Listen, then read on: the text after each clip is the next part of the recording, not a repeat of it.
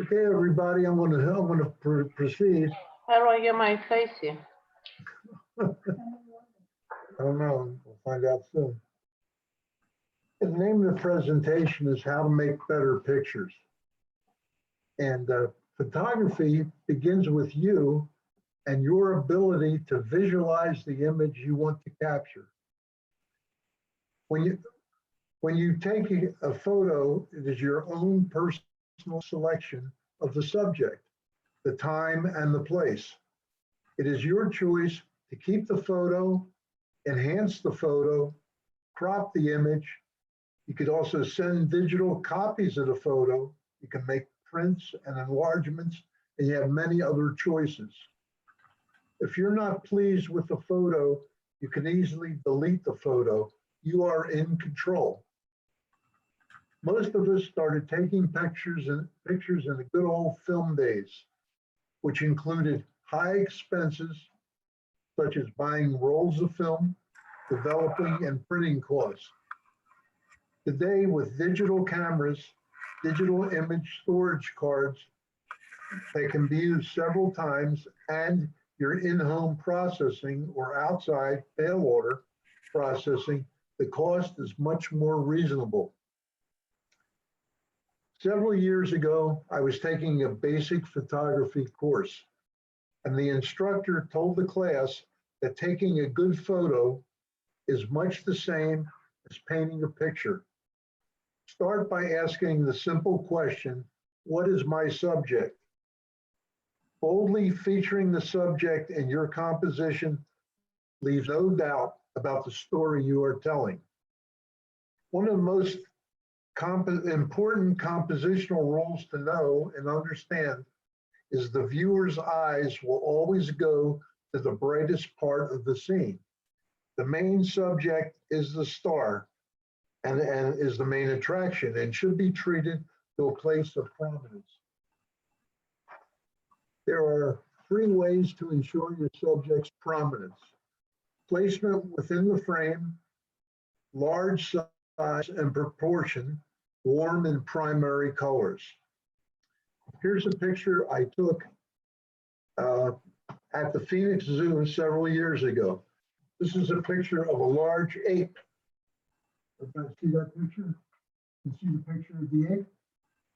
The reason I took the picture is because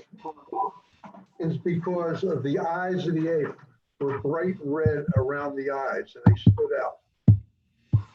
Also, to give you an idea of large size and placement, here's a picture of a Cadillac, antique Cadillac grill that won a couple of awards.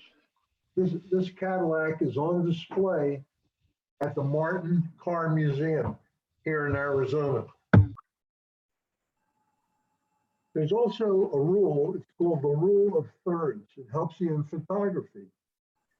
This is a simple photo rule, and what it is 2 horizontal lines and 2 vertical lines. There you go. Maybe you can see that a little bit better. 2 are intersecting. And at the intersection, that is the optimum place to place your picture. Many cameras have a grid system in the viewfinder now. They didn't in the old days, but some of them have it today. If you make this makes it very easy by aligning your subject and the background elements along a simple grid of 9 squares. You could adjust interest and visual tension to the image. It's like drawing a tic-tac-toe board over a photo and adjusting the placement of your subject along any of the lines or intersections. This is called the rule of thirds, and it's a compositional technique that goes back hundreds of years. The rule of thirds can make your photos more interesting to the eye.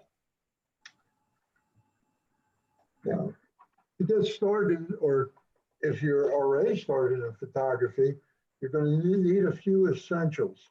You're going to need the following.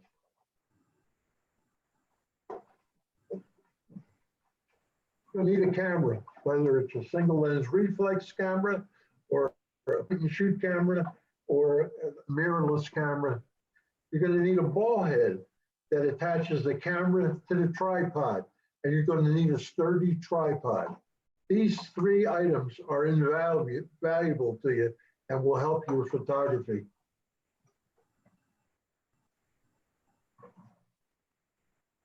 The camera is the primary tool you'll be using.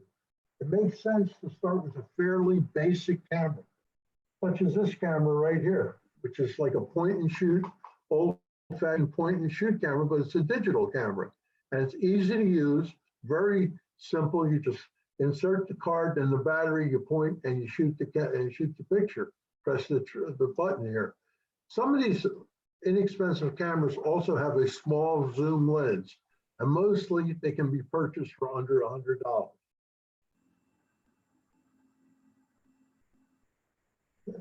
There's also different types of cameras that can help you quite a bit. This camera here is what they call a bridge camera. And it's called a bridge camera for several reasons. It's the bridge between the point and shoot camera and the DSLR, the digital single lens reflex camera. It has a lot of bells and whistles. It has a big viewfinder screen. You can view here or through the screen in the back. The other thing about this camera, which a lot of people don't realize, it has a built-in large wide angle zoom lens and a large, tremendous long zoom lens. There you go. Everybody see that? See the zoom go out? It goes up to a 400 zoom, which is quite a large zoom lens. Now, companies such as Nikon, Canon, Fuji make these type cameras. They're pretty reasonable. They start at about $250 up to about $400. They take excellent pictures, and it's a very good value for the money. The next step camera is a digital single lens reflex camera, which has interchangeable lenses, zoom lenses, wide angle lenses, just the basic type camera. It's a great camera. You can use it for everything. It is heavy. So what the camera manufacturers have done is come out with a much smaller version that can take interchangeable lenses, and it's called a mirrorless camera. And these mirrorless cameras were developed first by Sony, and they are very easy to use. You don't have to spend a lot of money with a lot of these cameras because some of them have the built-in zoom lenses, like I just showed you on the bridge camera. But this is the Sony mirrorless camera. And like I said, it has interchangeable lenses, wide angle lenses, telephoto zoom lenses available at change off, just like the heavier zoom digital single lens reflex camera. Some people say you should start with an inexpensive camera to get used to it, used to taking pictures, and it'll help you quite a bit. Other people say you should jump in with both feet. I think there's two things. One, buy the best camera that you are comfortable with, that you feel that you can use a lot. And also, buy the best quality lens, especially if you get a digital single lens reflex or a mirrorless camera. If you buy the best quality lens, your images is vital for your images. It'll capture sharper images and true color, which is very good. The tripod is excellent, and the ball head, because you don't get the camera blur. And with the ball head, it gives you a 360-degree rotational plus vertical. So it'll last you a lifetime if you buy a decent one. The one I have one there is made by Vanguard. It is reasonable in price, and you can get it from B&H or Adorama at a reasonable price. It is 100% metal and holds up very well. Also, the closer you get to your subject, the more importance you bestow upon the subject. The effect of reducing the amount of space you have to work with essentially simplifies the composition. whether you physically move the camera closer or zoom in. Getting closer allows you to pare the composition down to its essential components. It removes visual distractions from the edges of the frame and defocuses the background. Here's a little tip. When you're setting up your camera to take especially outdoor shots or even indoor shots, look around, stand up, kneel down, look up, look down, look to your left, look to your right, look behind the subject, and look behind yourself. Look at everything around you to give you a good idea of what you're shooting at. And a lot of the better pictures that people take are taken from different angles instead of straight on.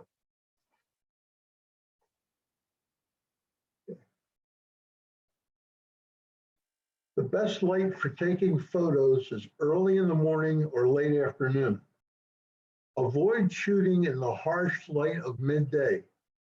The high overhead sun casts a poor quality of light that is flat, white, and unflattering to your subjects. Cloudy and overcast days give your subject a different look. Sometimes the clouds can add much interest to your photos.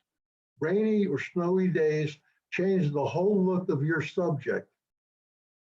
Here's a picture of the Golden Gate Bridge that I took in a pouring downpour. I don't know if you can see a good look at this, but what it is the clouds made this picture. It was raining. I was the only one, I went on a tour, and I was the only one on the mini tour bus who got off in the pouring rain to take pictures. And then, like I said, in a downpour. I took several pictures and most of them came out very, very good. And that particular picture has won a lot of awards. And I believe it's because of the cloud formations shown in that picture. Also, here's a picture of Bryce Canyon during the storm. You notice the clouds and the storm over the mountains in Bryce Canyon. This also has done well in different photo contests. Again, this was not a real sunny, nice day. It was cloudy, overcast, and then the storms came in Bryce Canyon, Utah.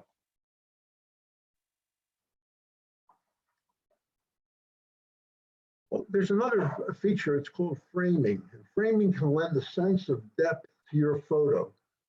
Framing leads the viewer's eyes toward the main focal point. Here are a few examples of framing. Here's a picture of a castle in Ireland called Blarney Castle. Everybody's heard of kissing the Blarney Stone, right? Well, Bonnie and I didn't kiss the Blarney Stone. It was 1,000 people before us that day were kissing the Blarney Stone. But I did manage to take a picture under a flowering tree that leads up to the Blarney Castle. And it's like I said, it's called framing, where you'll see the Blarney Castle. Your eye will go to the castle. Take a look at this. Your eye can go to the castle, and you'll see the branch that's over my head, overhead, that leads you to the castle. Now, framing is not just for foreign pictures, it's for here too. Monument Valley, where a lot of us are familiar with that, right here in Arizona. There's some beautiful formations in Monument Valley, and one of them is the Mittens. And this picture was taken in Monument Valley, showing the Mittens. You can see that, showing the Mittens. And what it was is the rocks in front framed the Mittens. Leads your eye right towards the Mittens in the valley.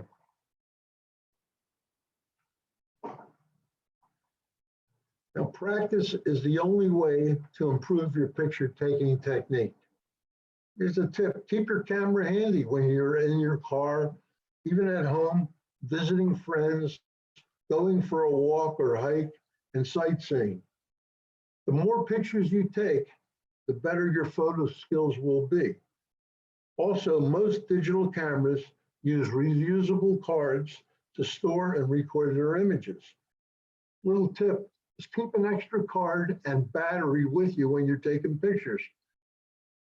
There's nothing more frustrating than running out of power when you're out taking pictures. So have an extra battery in your purse or in your pocket, as well as an extra card if you run out of power. And this will help you quite a bit. There are several photo supply companies that carry all the equipment you'll ever need. Adorama and B&H Photo are both very good and have excellent websites. As for local photo printing, Costco does excellent work, and they're pretty reasonable. They can print on regular, all types of paper, canvas, make enlargements, do all types of work. Also, there are many other companies such as Walgreens, CVS, Target, and Walmart that do photo printing as well, and their results are pretty good, but not as good as Costco. A couple of things I wanted to show you. Here's a picture. Everybody says, well, you can only take pictures at certain times of the day or night. I'm here to tell you that's not true. You can take pictures anytime. Night photos, here's a picture taken on a gondola in Venice.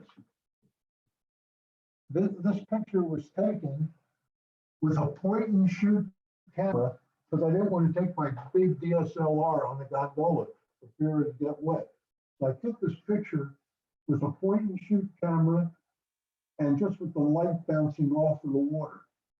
And a lot of people seem to like that particular picture. And Danny, when you're holding the pictures up, we're getting a glare on the glass. Okay, here, let me see if I can, here, let me move that. Let me show you that picture again. How's that? Is that better on the picture of the, you're still getting the glare? We're seeing a reflection of your computer. Oh, well, I guess it's just the glass from the frame. What can I say? Like I say, night photos can be taken. Also, action pictures. A lot of people are afraid to take pictures of race cars, horse races, different things like that. A few years ago, I was in Wickenburg at the rodeo, the Wickenburg Rodeo, and I took this picture of a steer wrestler at the Wickenburg Rodeo. And it was action, they were moving, and came out very well. So just to give you an idea, that this can be done no problem at all.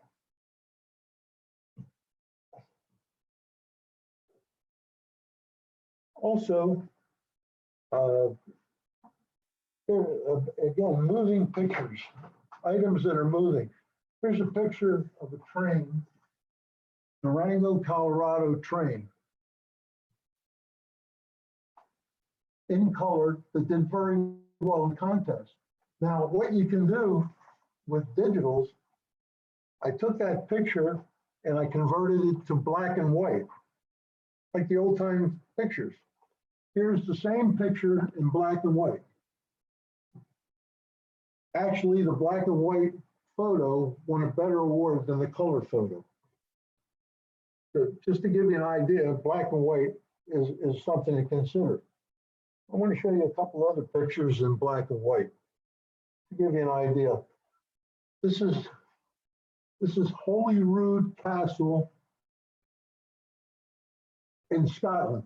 This is where the Queen stays when she visits Scotland, Holyrood Castle.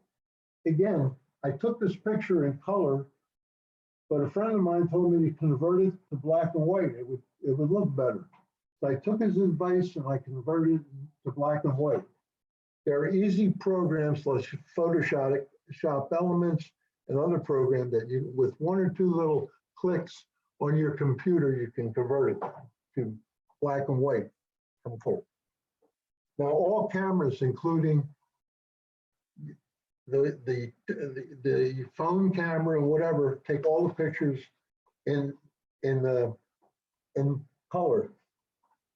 Here's a picture, just to show you how they're black and white. Here's a picture of an old shack in Raleigh, outside of Raleigh, North Carolina, in black and white.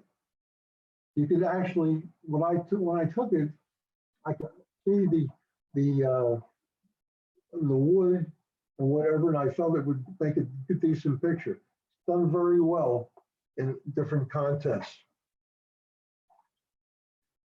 There's also some pictures you want to keep that are very meaningful to all of us in our hearts. And one was several years ago on a cruise that we went to Le Havre, France, was our first stop. It was a cruise around the English countryside, Scotland, Ireland, UK, all over the UK. The first stop was Le Havre, France. And in Le Havre, France, I took a tour of Normandy. And this particular picture means a lot to me and has done very well in different contests as well. This is the American, you can all see that. This is the American cemetery in Normandy. The only thing they asked me at the cemetery to take the picture from the back, not showing the names of the different people. And there's a lot of Jewish stars there beside crosses in Normandy. I've been doing a lot of talking now, so let me ask you this. Any questions anybody has about some of the things you've seen here or some of the things I've discussed? I'd be glad to answer.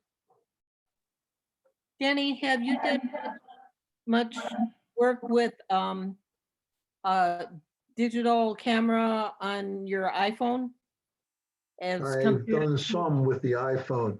The digital cameras on the iPhone are very good, but they don't have the amount of megapixels that the bridge camera or the digital single lens reflex or the mirrorless cameras have.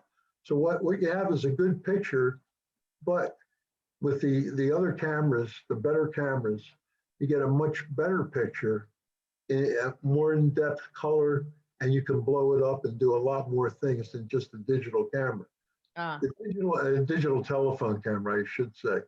The camera is very handy because everybody has one on their hip or in their purse, the telephone camera, and they do a very good job. But going on a contest, going against competitive, better cameras like the digital single lens reflex or the mirrorless cameras with the different variety of lenses, it really doesn't compete that well. It's great for snapshots, and you can also do decent video with that camera. I've taken some videos. By the way, the mirrorless cameras and the bridge cameras also take video. So besides snapshots, you can do video as well. And it just depends on the level that you want to achieve in photography.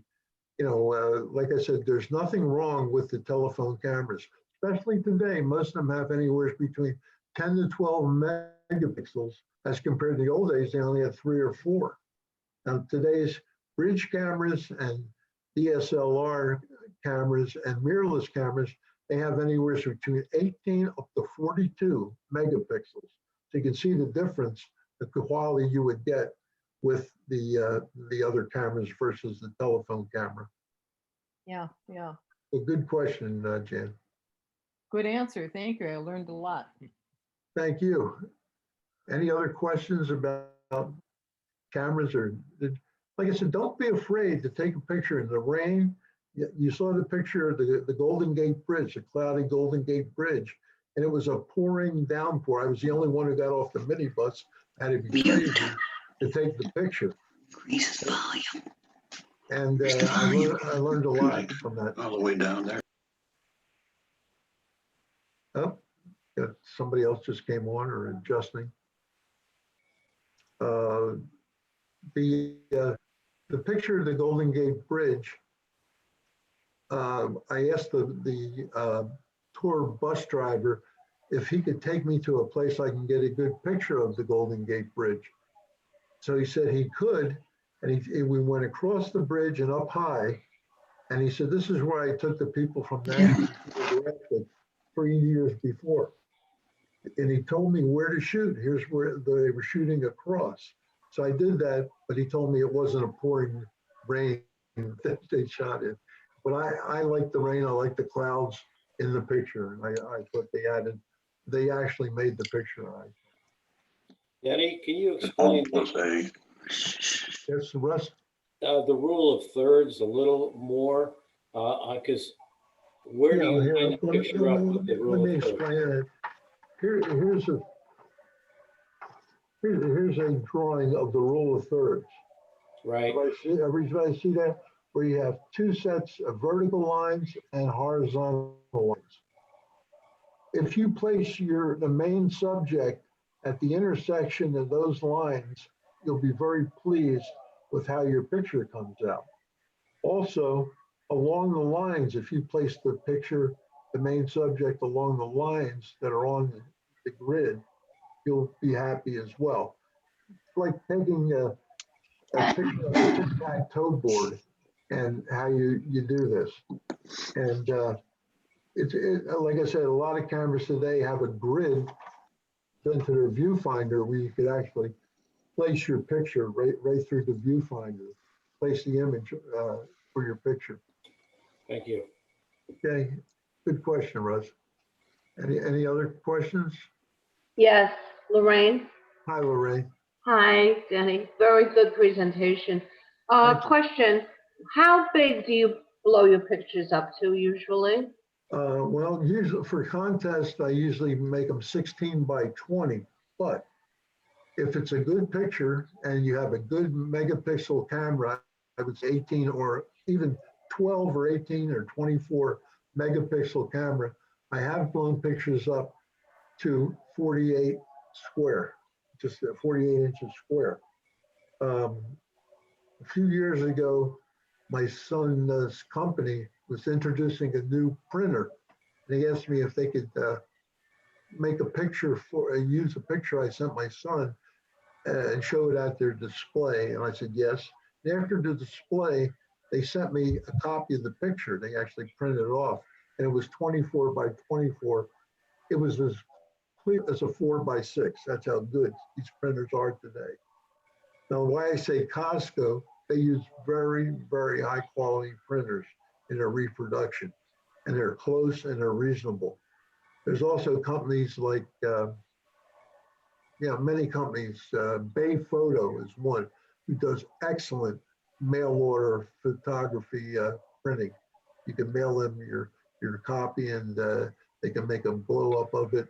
They can make 96 by 48 pictures. You can believe that. Wow.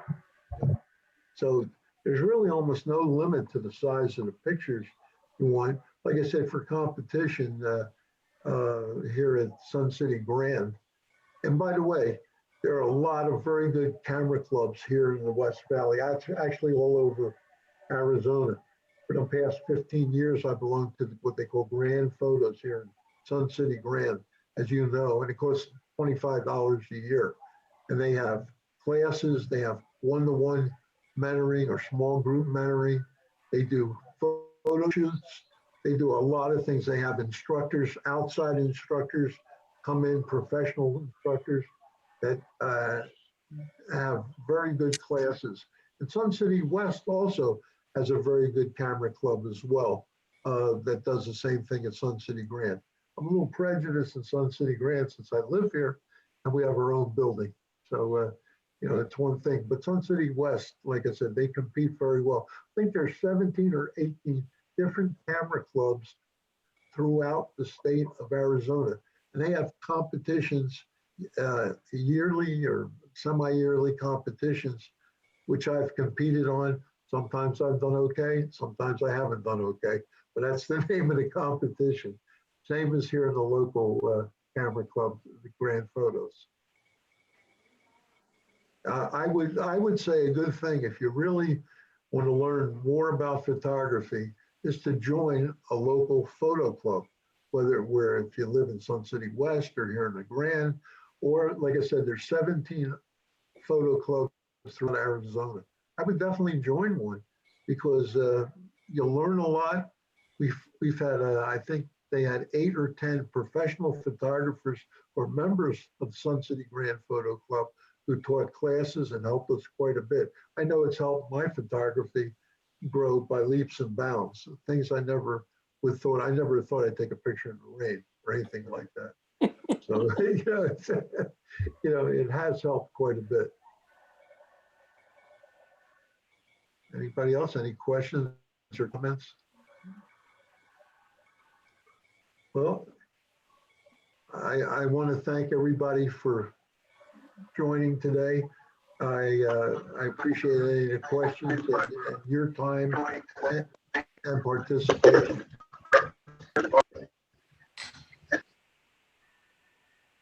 Thank you very much. Thank you, Thank Danny. you. Thanks, Danny. Thank you. Thank you. Appreciate it. Thank you, Danny. Thank Thank you. Thank you. you. Thank you. Take it easy then. Okay, take care, Sandy. Bye-bye. 14. Thank you, Danny. This Thank you, was Bonnie. enjoyable. This is Bonnie. At some point, maybe you'll do an exhibit of your photographs. And it'd be so interesting to be able to look at each one and really We had talked about that. read them, but feel your photograph. We had talked about an arts and crafts day at the temple. We talked about that about a year or so ago, and I said I would like to show my photographs, and any copies that I would sell, I would donate the profits to the temple. So I think there's a lot of good ideas from that, and hopefully we can open the temple up sometime down the road here. It would be something unique, and there's a lot of things we can add to that arts and crafts besides my pictures. But like I said, any of the profits I would donate to the temple. That would be wonderful. Okay, thank you. Any other comments or questions? Okay, I want to thank Dave Katz and Andre Ivory for their help in doing our first presentation. And by the way, NIGOF is going to do our second presentation on stained glass, February 23rd at 7 p.m. You'll see it on the calendar and everything else. And if anybody's missed this presentation, Andre said he would put it on the weekly bulletin so people can just click on and see this presentation on photography. Thank you again, everybody. Danny. Take care, Dan. Okay. Bye-bye. Thanks, Sandy. I'm clapping for you, Danny. Thank you, Bonnie. Just throw money. Judy.